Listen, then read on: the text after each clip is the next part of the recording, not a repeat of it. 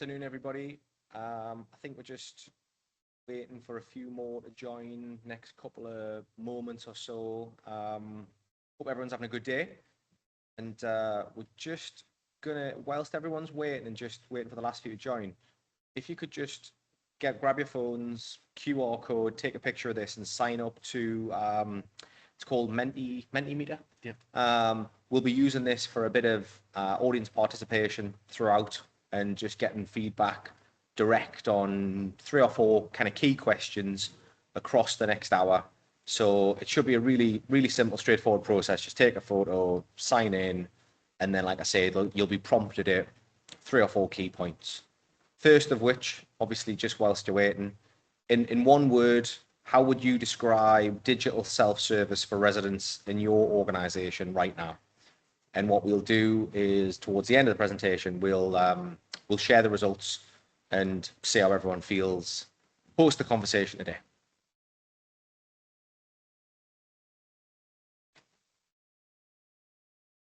Also, if anybody wants to ask questions throughout, again, feel free just to drop them in the chat. We'll pick those up towards the end, and both Dan and Steve, who we'll introduce in a moment, will be happy to answer any of those questions at the end of the next hour or so.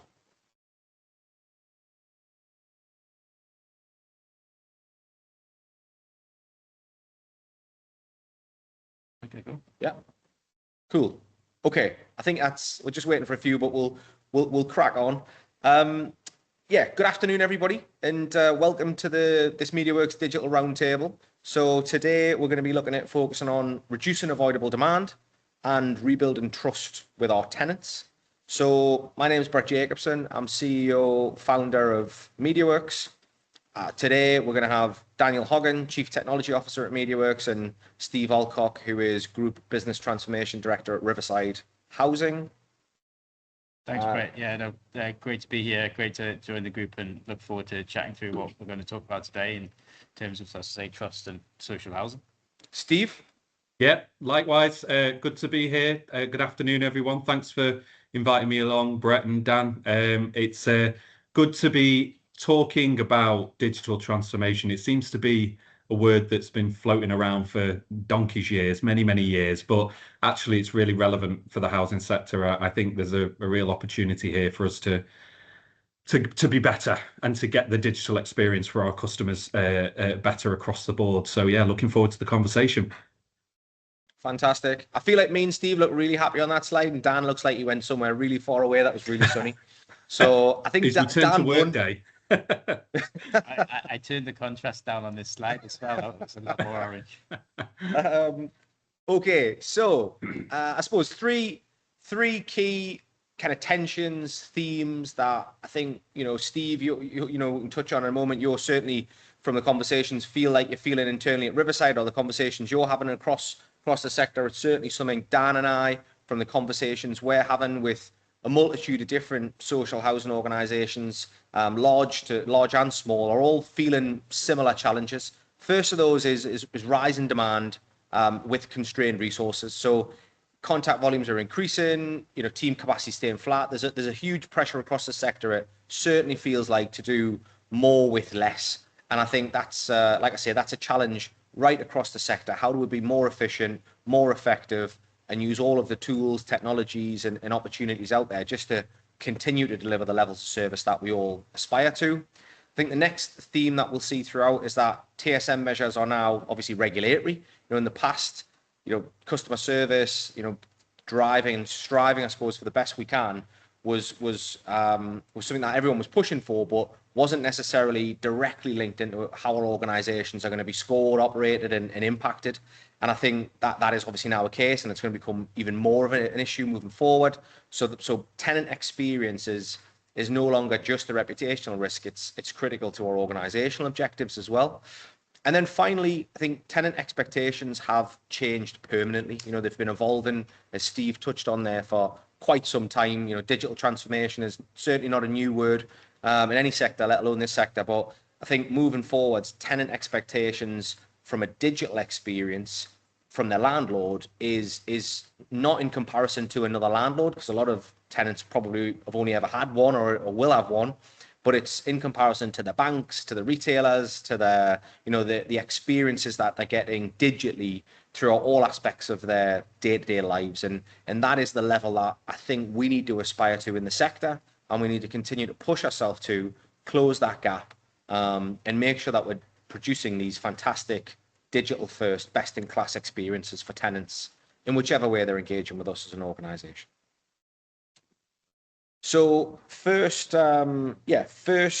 Mentimeter. Hopefully everybody's signed up now, and again, feel free to be as honest as possible. But what we'd like you to do is just in I suppose in one or two words, where does the most avoidable demand come from in your organisation right now? Where do you feel like there are opportunities for you to be better digitally and avoid some of the demand that is being created within your organisation?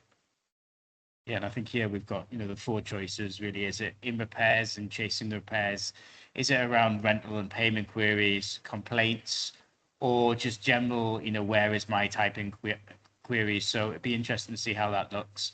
I think interestingly, obviously, of the responses we've had, 100%, the standout there is around repairs. And I think, again, that's coming from the conversations we're having. Obviously, we can see there's a flux as more people are signing in. But I think this really kind of sets us up to, this isn't really a surprise, but interestingly, everyone's seeing different areas of avoidable demand. And I think probably, Steve, you see the same, but actually there's lots of areas across all the journeys where demand could be avoided if we've got the right solutions in place to solve the tenant's query or challenge. Steve, is this kind of what you're hearing across the sector as well in terms of these categories where most is lying? Yeah, absolutely, Brett. And I spend an awful lot of time making a conscious effort to listening to calls, going out to frontline services to really understand the demand that they're dealing with. And it's so frustrating how much repeat call is coming through, chasing a repair appointment, chasing an update on a complaint, wanting to make such really non-value added transactional queries that actually should just be there at customers' fingertips. And the amount of convoluted tools and processes that are, fantastic frontline services are delivering, not just at Riverside, but across the sector. It's really frustrating. It's really frustrating because these are basic services that customers should be able to interact with 24/7 whenever it's convenient for them. But we're driving a lot of non-value added demand into the organisation. So yeah, absolutely resonates. It's something that we're tackling at Riverside, but it's also something that we're seeing right across the sector. No, I think look, great to hear that you guys are attacking that, and that even for some of the larger organizations, this is still a challenge. And I think so it's the whole sector, I think, like you say, have got to attack this, and a lot of digital tools that hopefully we'll touch on a little bit later, and mechanisms that can go some way to help with this. So thank you for that, everybody. So moving forwards, the Resident Rollercoaster. This is something which we've been working on at Mediaworks, and Dan's been leading on the research around this. It's a framework that we've built and developed to map the journey of a social housing tenant in terms of how do they feel at every stage of that journey, and then across 9 different stages, from discovery, viewing, through to living with the organization, and then ultimately moving on thereafter. And then across 3 sort of distinct phases as well. Pre-tenancy, what is it like to be onboarded, to find, to engage, and become a tenant? Onboarding experience, what is it like once you're in that referencing stage, you're looking for the property, there's the physical move in and location. And then what does that ultimate tenancy experience look like thereafter? For however long you're a tenant, what does it feel like to engage with you guys as social housing organizations? And where are the frustrations? Where are the peaks and troughs being created? And lo and behold, does that potentially map with where that avoidable demand is? Yeah, totally. And to say, it's relatively straightforward in terms of what those 9 kind of touch points are across those 3 phases. Pre-tenancy, the onboarding experience, and then the experience as a tenant. I think the interesting thing from the research that we've done and working with the associations around, the focus groups and understanding how residents feel is that, some of this that we've seen is actually more of a surprise. And when we look at the emotional journey, why we're calling it a roller coaster is there's a number of peaks and troughs at different points. And we see standard peaks around things like keys and moving in, but we need to understand how we can manage those emotions along the piece. So I think from my perspective, it's looking at, how do we look at each one of those 9 phases and understand, what are the key tasks that individuals will be having at that stage? What are the standard friction points that we'd see as part of that? And what emotions are tenants feeling? And then how do we allay those emotions by using digital tools or solutions to help avoid some of those, frustrated or negative moments across the piece? So we'll kind of just talk through what that looks like across those 3 phases. Obviously, for each one of the 9 points, we've had a look and we've distilled down what those key tasks look like into kind of 4 or 5 areas. And typically, I think, at discovery, it's all about when someone has a need, they're looking at, how can they register, how can they, find a property that they could potentially be there for their home. Joining that register and going through the process of engaging with choice-based letting systems and bidding on properties. But the friction points typically come around, it's quite opaque in terms of what that looks like. Some areas it might be a decision by an association. In a lot of instances, it's through choice-based letting. And also understanding things like eligibility and those banding decisions. And often they sit in different places. There might be a different portal that someone has to go to fill in that information. And I think we need to accept at these points that, residents are going to feel pretty uncertain. They're in an anxious space. Sometimes we can temper their hopes by things that are a bit more unknown or unclear. And where control is lacking, it gives them a sense of not really knowing what's happening. So I think that a feeling of low control is something we need to understand, and how do we bake in from a digital solutions perspective. And I think from our perspective, looking at this and at a high level, understanding what those solutions look like, there's a range of different things that we could look at the discovery stage. How do we have an online housing register portal? How do we integrate that natively and make it accessible around choice-based lettings? How do we make sure everything is as straightforward as it can be? How do we have FAQs as part of that process? How do we give them the ability to have alerts on things that they might have flagged as the type of property that would suit them in their situation, and give them updates along the piece? So I think there's areas where we really need to understand that we can smooth out some of those emotions by just being more proactive and better around the communications and the delivery of these solutions. I mean, from your perspective, Steve, is that something that you guys are considering at Riverside, and how that looks? Yeah, so I'm not entirely sure we're giving too much thought around the CB, the kind of choice-based letting element of it, and how do tenants find our properties. I'd probably be interested to scratch the itch within Riverside and see exactly how does that work. But certainly in a previous life, when I joined the housing sector, probably about 6 years ago, we made a really conscious effort to map the journey from start to finish and really look at what was that onboarding process, what is the customer sentiment and experience that they're going through. Are they potentially having to make some really big life choices about where they live and where they raise their family, or how they can find a property nearer to loved ones, etc. There's a myriad of different reasons as to why somebody would be interested in looking for one of our properties. And what we found at that time was that actually it's a bit of an open market. It's quite clunky. It's difficult. And there's a real opportunity there to streamline, simplify, and also create that kind of Amazon's shopping cart experience, where you see a property, you get a definition of and description of that property, and you feel like you can really analyze exactly where that property is in terms of locality and, you know, the community that it sits within. And then, you know, you take people through that digital journey of application. It felt very, very patchy, you know, still oodles of paper flying around everywhere and, you know, having to get people to produce wet signatures.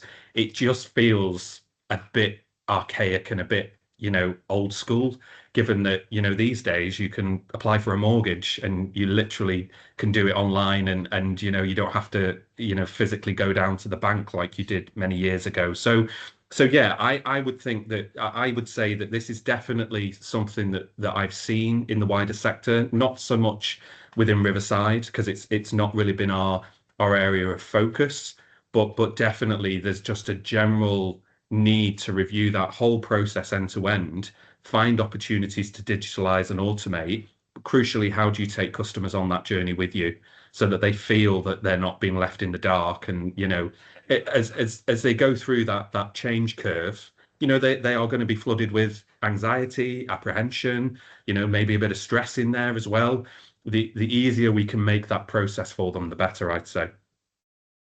Yeah, I agree. And I think it kind of segues nicely into the next phase, which is viewing. I think the big bit that kind of resonates there, Steve, is what you're saying, which is, you know, social housing is fundamentally different from private rental. And I think, you know, if this is their first time going through this experience, I think it's worth naming that directly, because this is part of the framework, I think, that sometimes, you know, surprises people.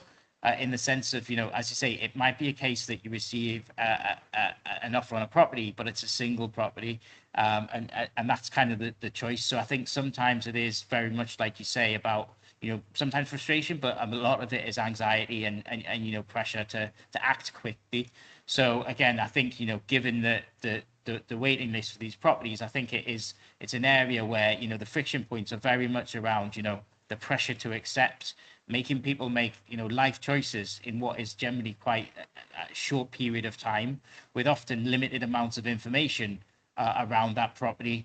And, you know, sometimes, you know, it might be a case that people don't understand that if they say no to a property, what that means in terms of, you know, the explanation and what the process is thereafter. So I think there's areas again here where digital can really help solve some of this. You know, some of it is just how do we self-serve? How do we get rid of things like, you know, the wet signatures? How do we give people the ability to potentially look at what the home would look like? Yeah. Is it right for them? Digital viewing packs, you know, stuff that you can standardize but customize towards the property and the individual, and build in some automation along that process. And again, you know, this is areas we're talking about that is, you know, this pre-tenancy phase before we get to true onboarding that just helps people, you know, get through the toughest points of some of the process where they are at the kind of the trough of that roller coaster. And I think some of we do quite a bit of work in the private housing sector as well, and a lot of what they're focused on sort of somebody buying a property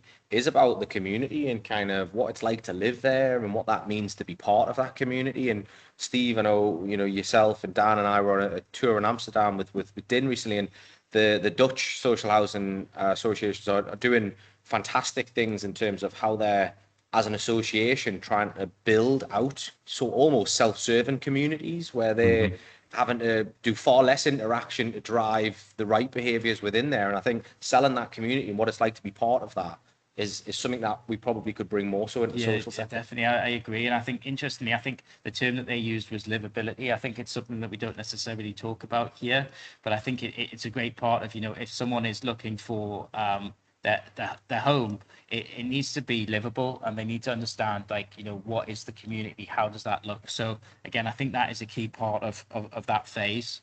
But obviously, once someone has obviously got a property somewhere that they're looking to move into, there's a big phase now of the application. And again, I think here is, you know, there's a lot of documentation required. There's a lot of supporting information. And again, I think the big friction points often are, it's very repetitive. You know, there's different requests. There's often lack of visibility because, as Steve said, some of these processes are a bit more archaic. And it means the communication is slow and, you know, timelines are very unclear. So I think overall, we see that, you know, the stress comes to a tenant in that, you know, they're pushed in terms of urgency, but then they get in a cycle of, well, I don't know where things are at. But obviously, as they get an offer, there is a sense of relief. You know, some of those life-changing moments are kind of coming to fruition. But it doesn't feel easy to get through that process of application. And that is very much that point around, you know, how do we get through in terms of what is that kind of stage pre-onboarding, the pre-tenancy piece of getting people's information as clearly, as easily, and as seamlessly as possible. And obviously there's a range of solutions. I think here we've picked out a few that's just about, you know, how could we give reusable digital profiles? If someone has applied in the past, maybe they pulled out, like, how we don't want to make them have to go through all of this again. Like, how do we do that? How do we make that as secure in terms of uploads and putting their documentation in? But then also, how do we push that through into things like notifications, clear comms, and where possible, more on real-time tracking? This is where the stage is at. This is what you should be expecting, and some rough timescales of when things are going to happen. It allays against some of that stress and some of the frustration that they'll have across that journey. Yeah, I think that's back to Steve's point of making it as close to an Amazon shopping cart experience as possible, isn't it, Steve, in terms of keeping them informed, making it easy. Yeah.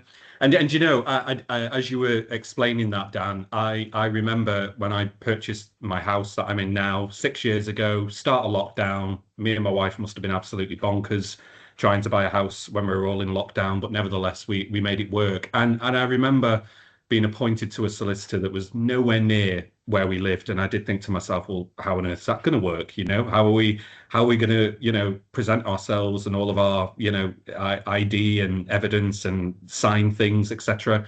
And the entire experience was online, you know, completely via their solicitor's app. It had that really slick experience of telling you are at stage 4 or 5 of 12 steps.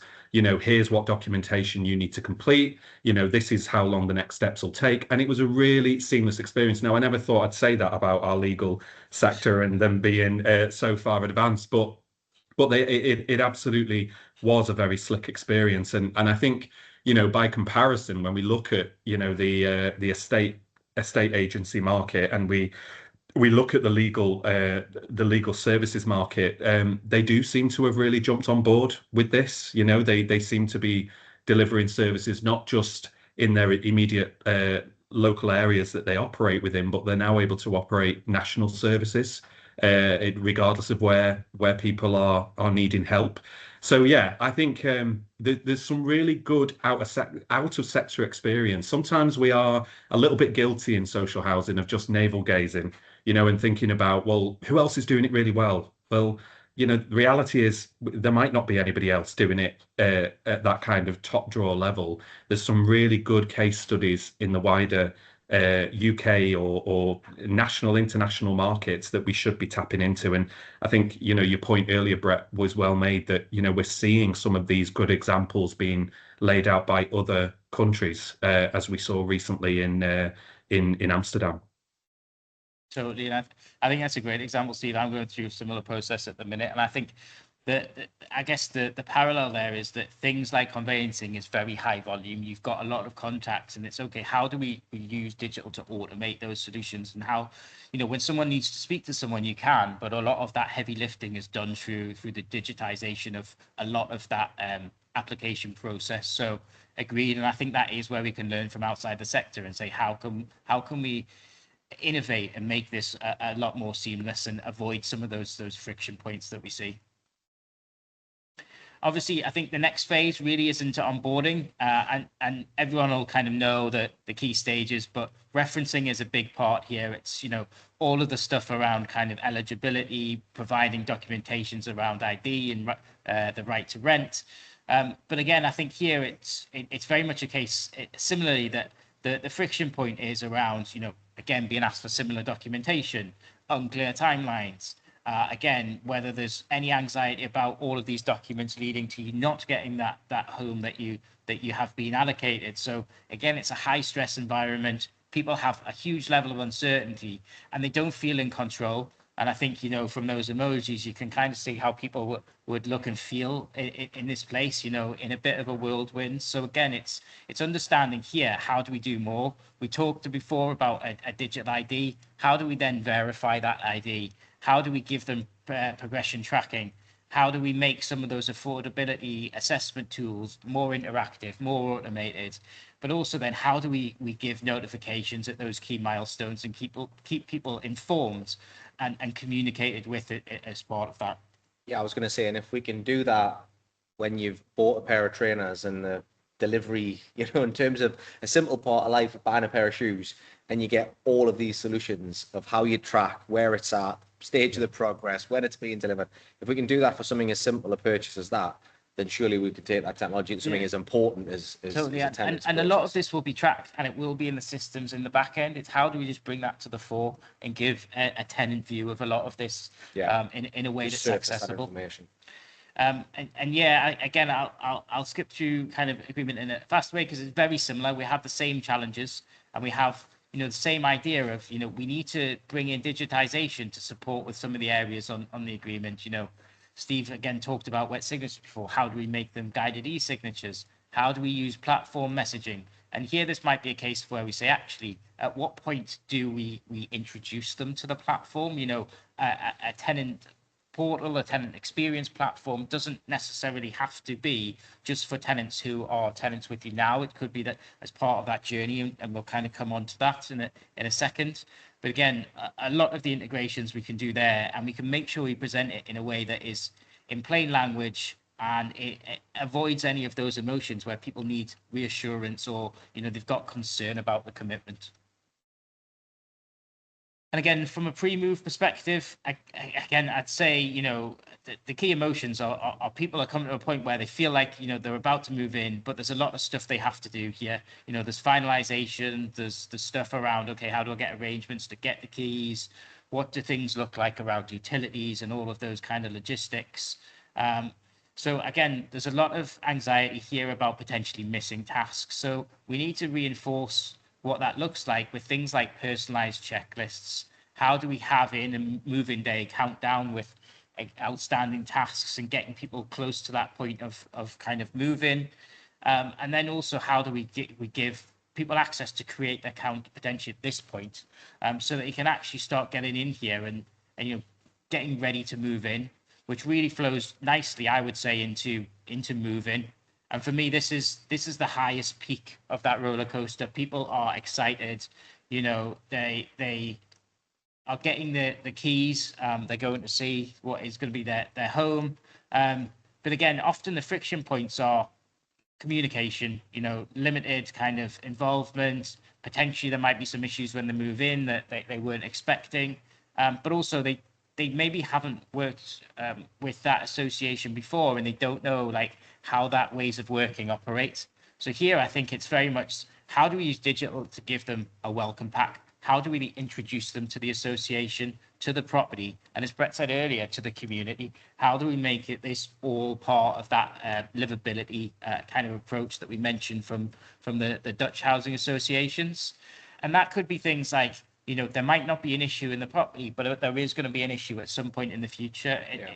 It is going to happen. But could we give them a guided walkthrough of what that looks like? How do we give them instant support channels and tell them where they need to go when there's problems, so that when they actually are in the mindset of they have an issue, they know what to do. It doesn't feel like it's going to be something they have to try and navigate through. And then in terms of the tenant life cycle, we put this in as kind of one of the 9 points across that roller coaster. But in reality, in this deck, we've divided that out into 3, because actually this is really where most of your engagement happens with a tenant. And there's loads of different things. But here we've looked specifically on this slide around payments and finances.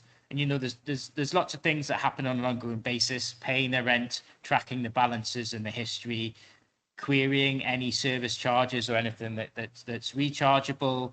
But they might also have changes to their circumstance. There might be benefits or claims that change, and they might also need to request documentation. So how do we make this as easy as possible to understand and avoid those friction points around lack of visibility, making it hard or making it easier to actually use the telephone to update some of this information, and give them access to something that navigates away from that phone-based process, and avoid all of those emotions around, anxiety, frustration, or uncertainty. And really, their emotion here is the desire for control, and clarity around kind of their financial relationship with the landlord. So I guess the easy solution is, how do we build something that is unified, a rental account dashboard? How do we give them clear content-driven explanations around, things that might be that the rent is increasing? What does that look like? Why is it increasing? How do we make it seamless for payments and finances? Again, often talking to a lot of individuals in the sector is, oh, well, when they go to pay, they go to a different site and they have to remember their tenancy ID or their payment code, and then they go here to pay it. So they're in different places.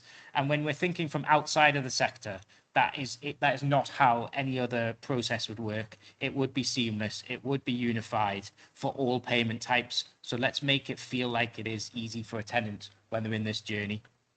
Steve, how's this at Riverside at the moment? Is this an area that you guys are having conversations about, and are you seeing some of this or feeling some of this, or in other conversations you're having across the sector? Yeah, I think I think, look, we are in a really challenging environment, aren't we? Whether you're a resident in a social housing property, or you've got a mortgage and own your own house, there's a real cost of living challenge that everybody's facing, regardless of their situation. So it inevitably presents a huge challenge for people. It drives a huge amount of anxiety, a lot of uncertainty. Equally, there's a lot of people who probably would admit that they're just not very good at managing their finances, and being able to recognize those potential vulnerabilities, recognize, when someone becomes potentially in a debt situation, what can we do to prevent that? What can we do to signpost customers and tenants to the necessary universal credit services? I mean, you see quite regularly how much money is unclaimed across the UK, across gov.uk, and it's eye-watering amount. I mean, I sometimes query, well, where is that money going if it's being claimed? But nevertheless, there's just so much unknown. I don't think the whole universal credit system that we have in the UK has been particularly helpful for people. I think if you're a recipient on that journey, it's painful, and it's very complex. So, I'm not saying that social housing has a silver bullet that can fix all of those problems, but and equally, we need to remember we're not financial advisors, but at the same time, we can make our financial interactions with tenants really seamless if we need it to be. Gone are the days you used to be able to go and pay your rent down at the bank, or do those kind of very traditional ways of transacting. Everything is very much online and digital these days. So it's about how do you signpost, how do you educate, how do you recognize those signs of vulnerability to prevent tenants from accumulating debt unnecessarily? How do you then support tenants who have found themselves in that situation? And then how can you also have that direct relationship with HMRC to claim those universal payments directly? Because we also see our rents increase year on year as per the rent cap. That typically doesn't present a huge issue for the majority of our residents across the sector. 60-70% of tenants will be in receipt of universal credits in some way, shape or form, and in most cases we're able to take those payments directly from HMRC. However, there are still some landlords that haven't done that integration with HMRC, so the money goes to the tenant. The tenant then is expected to manage their income, and typically what we see is a tenant may have to make some difficult priority choices. Do I feed the family, or do I pay my bills? That's the kind of grim situation that residents find themselves in. So I just think there's a real opportunity here to think more holistically around the whole payment management experience of, how do we support it? How do we make it less scary for people to understand and work with?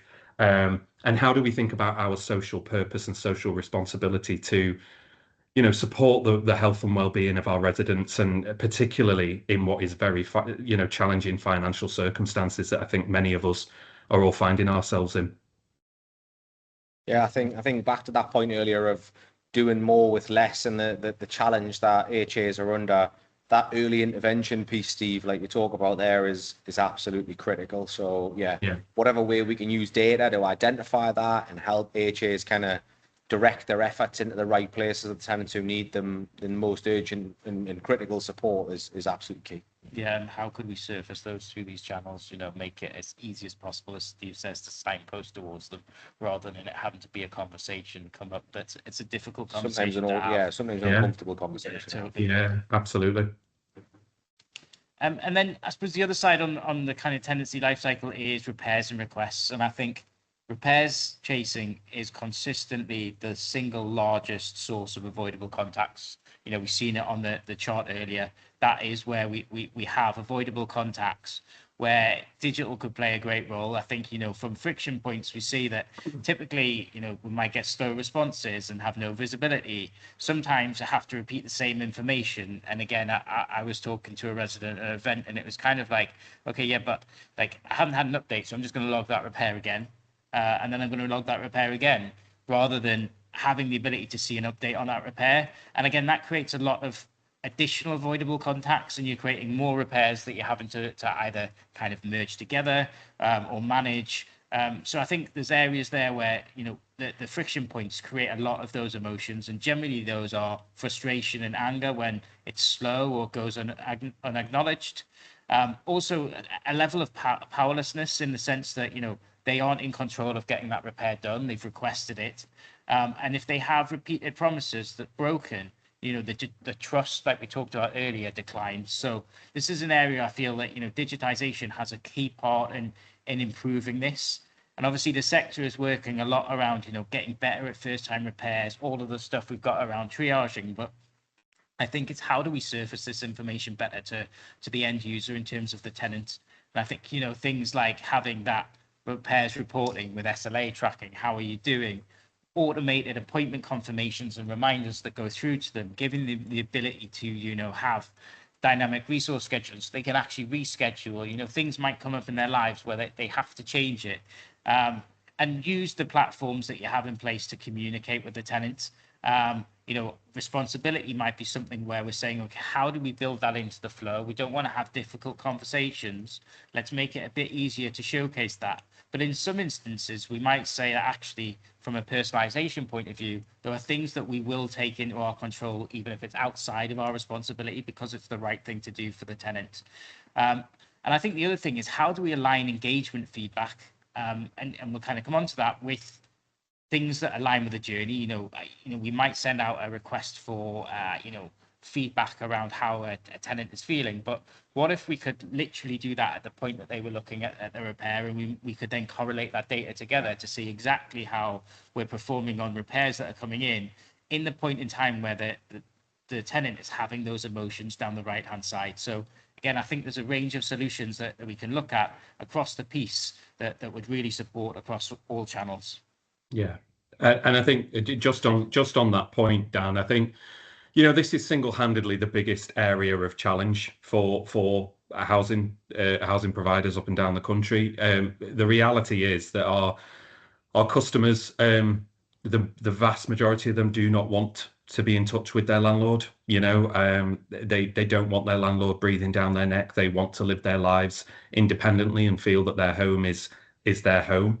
They want to almost disassociate themselves in the same way that anyone who owns a mortgage would quite like to disassociate themselves with their mortgage provider. But, when something goes wrong, you want a really seamless way to report that, to track it, and ultimately to have your repair fixed seamlessly. This is something that I know is a huge area of challenge across the sector. No one has that kind of gold plate solution that kind of provides that full end-to-end visibility, transparency, and control. At Riverside, incidentally, we spent a good chunk of time last year mapping the whole repair journey. And what I think we found really, really interesting was everything always seems to boil down to systems and process. And of course, that has a huge role to play from an enablement point of view. But actually, there was a huge volume of culture and behaviors that was also impacting a negative or adverse experience for our customers. And that starts with, asking the right questions. Well, your contact centers don't necessarily know what the right technical questions are to ask because they're not technical in the knowledge of, repairs and maintenance. Secondly, it's about how is the customer describing the problem to us? Are they describing it accurately? Are we collecting photo evidence, picture, video evidence, etc.? Are ultimately those field operatives arriving on the day when they should, with the right material on the van, and able to complete that job first time? And we see such a huge variation.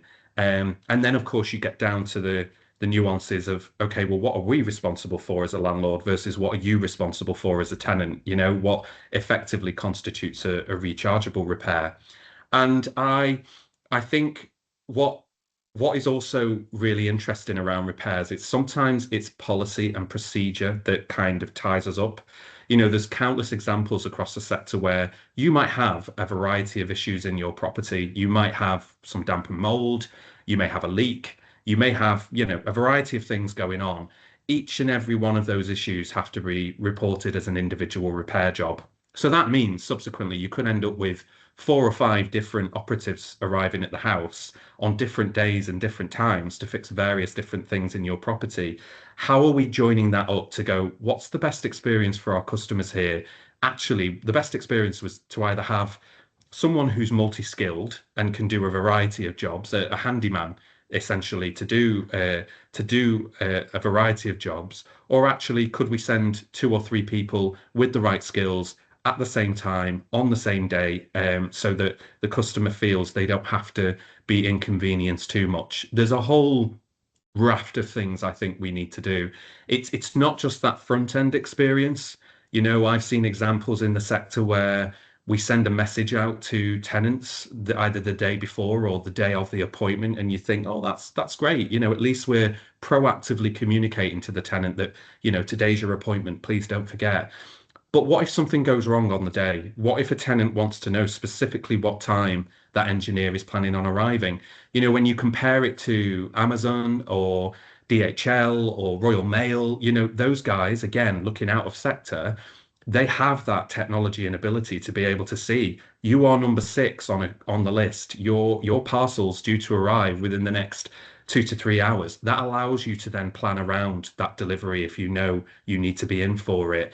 There's so much untapped opportunity here for the sector to not necessarily have to rethink or think from scratch about what does a great experience look like. We've got an opportunity here to kind of co-design and come up with a common solution that satisfies all tenants. And I'd say that's probably one of my biggest frustrations when I speak to lots and lots of different HAs, as well as all of my colleagues at Riverside, is that we're all doing our best. We're all, best endeavors and good intentions, but actually we're missing the trick.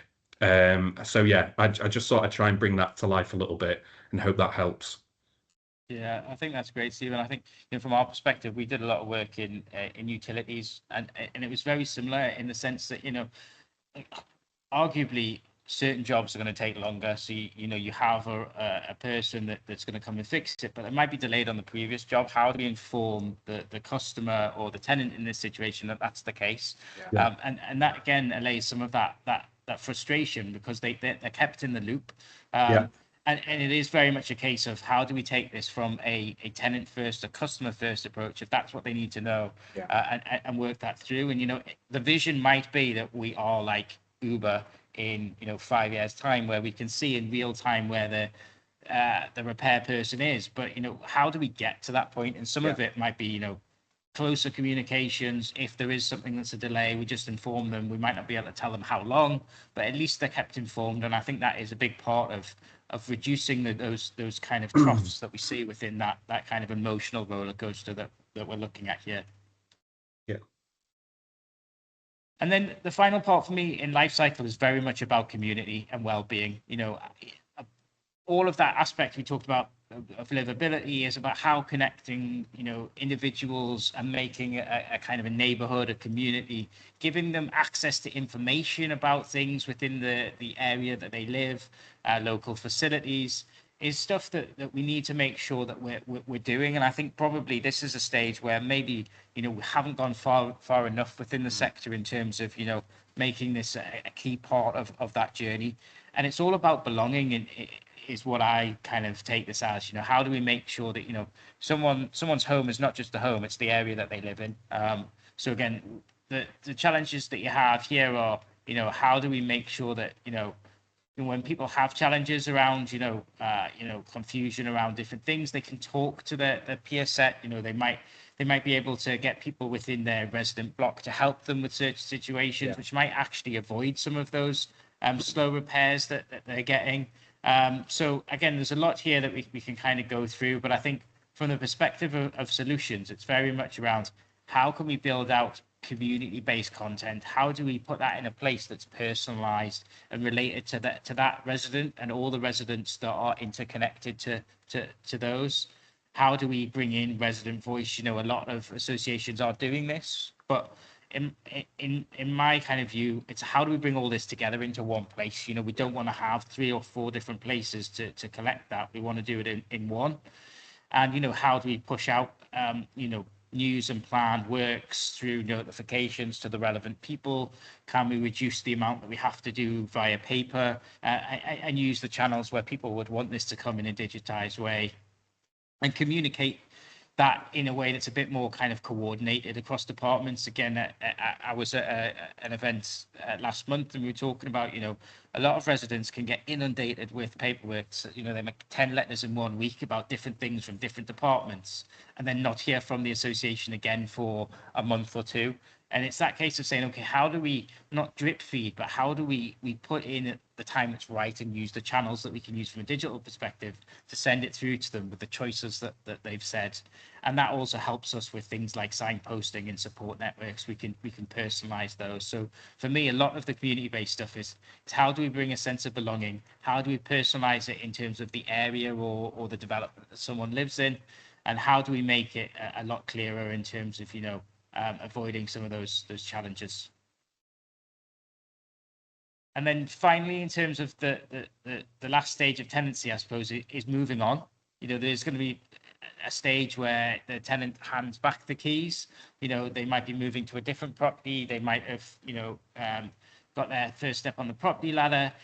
What does that look like? I think it's probably an area which is quite unclear. So we do need to understand that this is also a stage where, you know, traditionally we'd probably offboard them off some of the digital channels. Is that the right thing to do? How do we make this a lot more seamless and, you know, avoid those friction points around, you know, things that are unclear around property conditions, you know, things that are chargeable, and also, you know, how do we communicate back to those tenants, and do we have a stage within a platform that is for, you know, those that are moving on, to avoid some of that stress and concern over any, you know, financial loss or what they see as kind of fairness? And is there a way we can help them move on as well, you know, through sharing of data if they're applying for mortgages and things? Like a lot of these people will have really thin credit profiles because of maybe it's the first mortgage, or they've not had a lot of credit facility or access to credit facilities in the past. Can we as an HA support them in that process and help them get that first foot on the ladder? For sure, I think there's opportunities to do that from the people we've been speaking to. Yeah, no, definitely. And I think, you know, there's loads of stuff that we kind of mentioned along the way. Steve mentioned photo-based evidence for repairs, but how do we work that in as part of a moving on journey? How do we make you know, the end of tenancy process clear, give guidance? How do we do like we do with, you know, moving in? How do we have pre-inspection checklists, things that are going to be looked at to avoid some of that stress and anxiety or the defensiveness that someone might come up against? And also, how do we do things like exit surveys and that feedback mechanism for those that have moved on? You know, they've probably had a great experience. They're just at a different stage in their life. So actually, let's use that to help evolve and iterate in what we do there. But everything we do is about how do we make a bit more automation but everything transparent in the way that we approach this with a tenant. I'm conscious we've got 10 minutes left. That was the Resident Rollercoaster.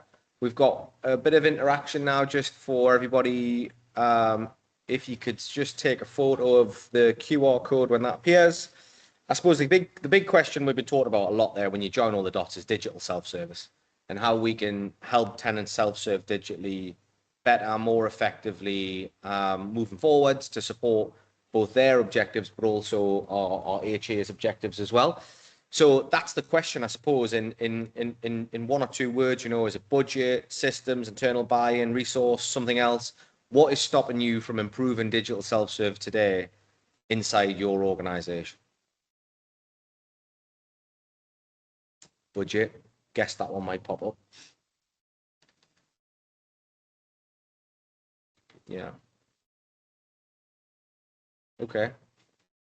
Competing priorities is interesting. Again, I know conversation we've had with a lot of HAs at the moment in terms of, I suppose every organization has multiple priorities. How do we really refine that and try to focus on the absolute priorities, but understanding where digital self-serve can impact a lot of those. Age of tenants is quite interesting. I think a lot of people have this perception that a lot of social housing tenants, are a bit older demographic and maybe aren't as digital savvy, but actually contrary, a lot of evidence we've seen is that these are, really embracing technology and digital. Yeah, I think so. I think that's a really interesting one because, again, I've had this conversation a couple of times, and actually, when you do look at some of the data, that the older tenants, are happy to engage digitally. We may need to support them. There might be a housing officer that can take them through some of the digital channels, do some impersonation so they can see it. But conversely, I think that there's an area there to say that, you shouldn't rule it out because of the age of tenants, but we are going to have a system where actually we need every channel that someone can communicate with us to be as good as one another. So we can't rule out or just say digital is less important. It needs to be as important, and it applies to the demographics as it goes. Yeah, and I think, Steve, we were having a conversation that day as well. there's a lot of cost budget type words popping up here, but for me, the really important word is value. And I think if tenants are our number one priority, the value we know that effective digital self-serve strategy delivers should far outweigh, the cost and the budget restraints if the organizational priorities are put into perspective. Yeah. It's really interesting as well, Brett, because, what ultimately are we trying to achieve? We're trying to deliver a modern service for our tenants, but we're also trying to empower them and give them the capability to self-serve and to manage their accounts their way. That in terms of this, the output and of that is that we end up reducing the cost to serve. We end up delivering a much better experience, so our customers are grateful for the fact that they have a slicker, more modern experience with their landlord. And I think sometimes part of the problem is we try and attack. It's like firefighting. We're constantly just trying to firefight around our organizations and put out the fires where we can. But this is about, for me, and I think one of the really good things about the way you've walked through the roller coaster experience there, Dan, is that you can actually take a more systematic, sequential look at your entire customer life cycle, and you can go, actually, there's a plethora of solutions here that you can tap into from a technology perspective that keeps people on that happy path, that enables people to stay on that path, and that by exception they fall off, and that's where you probably want to have an interaction on a human level, because there's particular complexities to it as to why someone is querying their account with you. So yeah, I just think we need to take a more broad brush approach in terms of how we design and how we implement solutions that attack the majority, or if not all, of the things that you've talked about today.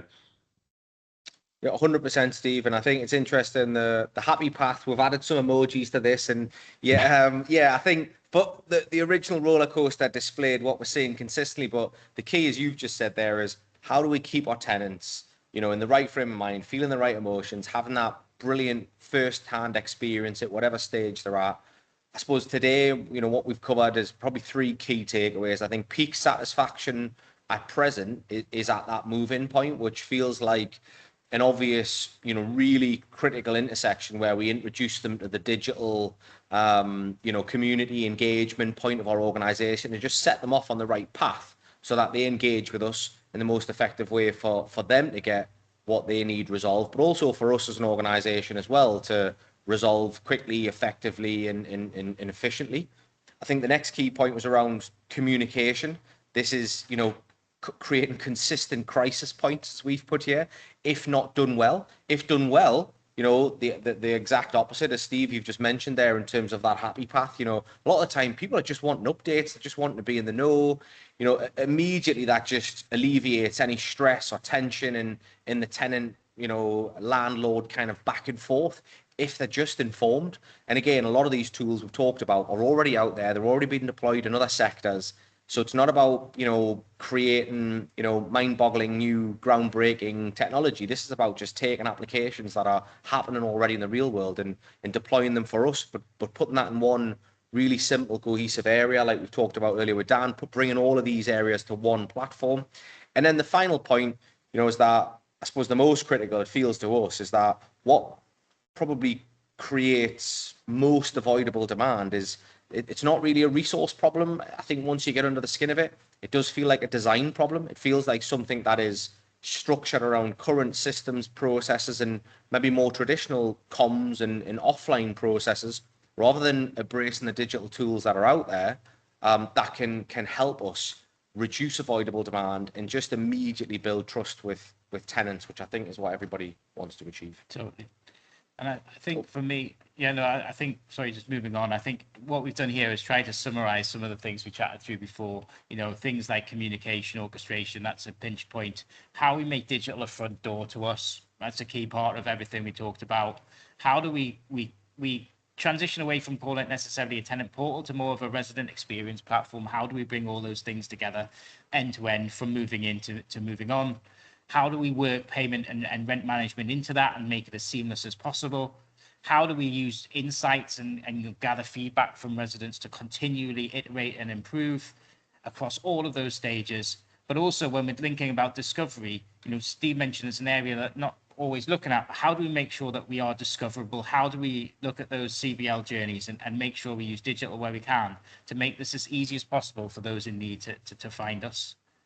Absolutely. And obviously we'll be sharing this deck as well for anybody thereafter, but this is just back to the word cloud of how you guys described self-service, digital self-service right now in your organization. Conscious we only had a couple on the call at the time, but emerging and clunky is probably a theme that we probably get from a lot of conversations. So don't feel like you're alone in where you're at in this journey. It's definitely something that a multitude of conversations we're having with large and small still feel the same. They feel like their process is clunky. They feel like there is a lot of opportunity to improve. Restrictive, another key theme that's coming out from a lot of our conversations. I suppose that kind of takes us towards wrapping up in terms of we've talked about what good looks like, what it would be like if you designed a tenant portal around the resident journey and not just your existing systems.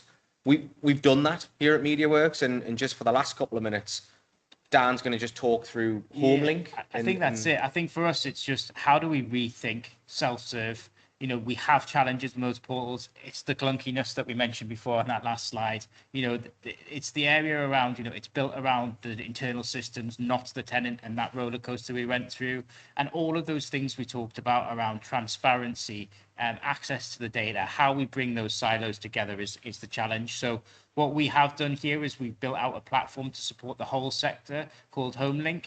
And what we're trying to do differently is bring all of the stuff that we've learned across the framework and our time working in the sector to look at things like, how do we make it easier to report repairs, but then track repairs and layer this on top of your existing systems. This isn't about, ripping out something that already exists. As Brett mentioned before, a lot of this is using those back-end systems you've got and presenting them in a much more user-friendly, streamlined way for the tenant, but bringing back in elements around community engagement. How do we have content that lives in the place that's personalized?